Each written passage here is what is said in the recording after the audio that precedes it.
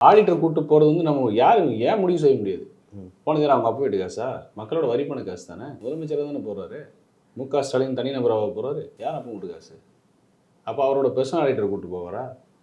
அப்போ இது கேள்வி வராமல் என்ன? எல்லாம் சொன்னாங்க, இல்லை இல்லை பன்னாட்டு நிறுவனங்கள் வந்து விட்டது, லூலு மால் கோவையில் வருகிறதுனாங்க. அது எவ்வளோ ஒரு வெக்கக்கேடான விஷயம் தெரியுமா?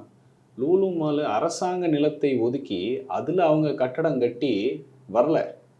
லூலு மால் எங்கே வந்தது? கோயம்புத்தூரில் லக்ஷ்மி மில்ஸ்ன்னு இருக்கக்கூடிய தனியார் நிறுவனம், லிமிடெட் கம்பெனி, அந்த நிறுவனத்துக்கு உள்ளார இருக்கக்கூடிய இடம் அவங்க ஒதுக்கி அவர்களுக்கும் லூலு மாலுக்கும் ஏற்பட்ட ஒரு புனிந்துறவுல அந்த இடத்துல வந்திருக்கு லூலு மால். அப்போ அது எப்படி முதலீடாது? 2 தனியார் நிறுவனங்கள் செய்யக்கூடிய விஷயத்தில் அரசாங்கம் தலையிடுதுன்னா அப்போ முதலீடுக்கு வாங்க போயிருக்காரு இல்லை முதலீடு பண்ண போயிருக்காரு? அதுதானே ஆடிட்டர் கூட்டு போனீங்க. லூலு மால் அறிவிக்கிறதுக்கு 1 மாதம் முன்னாடி சபரீசன் போய் உட்காந்துருந்தாரு அங்கே. அப்போ ஏற்கனவே பேசி வச்சு என்ன முதலீடு, யார் வரா, என்ன வரான்னு எல்லாம் பணி முடிச்சு தானே போனீங்க.